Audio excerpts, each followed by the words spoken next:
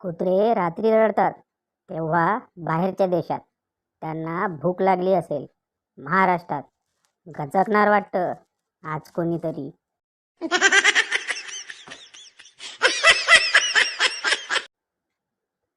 संता ने एक राह चलती अजनबी लड़की से कहा, आपने पहचाना मुझे?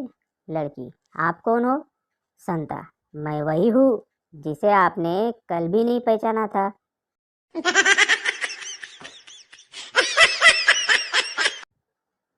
गर्दीत चालता चालता कुशाभाऊंचा धक्का एका मुलीला लागला. कुशाभाऊ, सॉरी.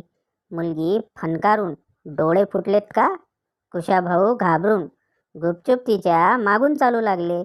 एवढ्यात एका देखण्या तरुणाचा त्या मुलीला धक्का लागला. तो पण सॉरी म्हणाला. मुलगी लाजत, इट्स ओके. कुशाभाऊ दबकत, माझ्या स्वारीचं काय स्पेलिंग चुकीचं होतं.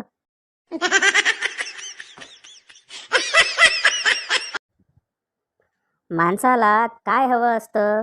गुटगुटीत मूल आणि सडपातळ बायको. पण नशिबाचे फासे नेहमी उलटे पडतात. बायको गुटगुटीत आणि मुलं किडकिडीत.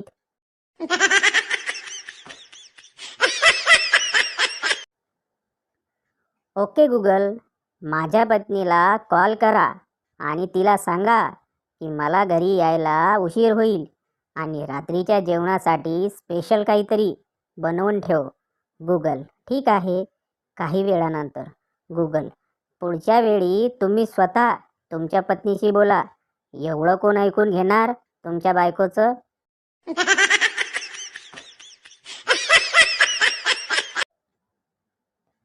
जर सरळ बोटाने तूप निघत नसेल तर तूप गरम करा. प्रत्येक गोष्टीत वाकळा मार्ग नको.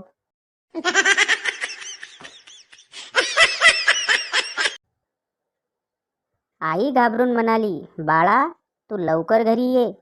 सुनबाईला पॅरालिसिसचा अटॅक आलाय. तोंड वाकळं, डोळे वर आणि मान वळवली बघ. मुलगा, आई तू घाबरू नकोस, शांत राहा. ती सेल्फी काढत असेल.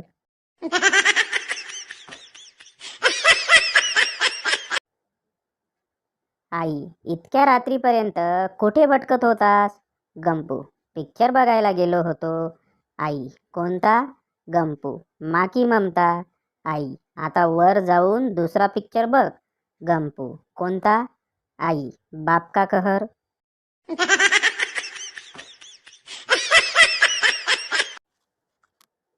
पुणे महानगरपालिकेच्या एका बस कंडक्टरचे लग्न होते.